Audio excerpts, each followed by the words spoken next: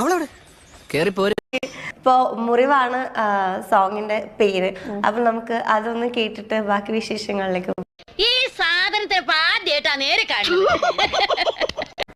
എന്റെ പേര് പെണ്ണ്, എനിക്ക് വയസ്സ് 8. സൂചി കുത്താനിടമില്ലാത്ത ബസ്സിനുള്ളിൽ അന്നെന്റെ പൊക്കിൽ തപ്പി വന്നു.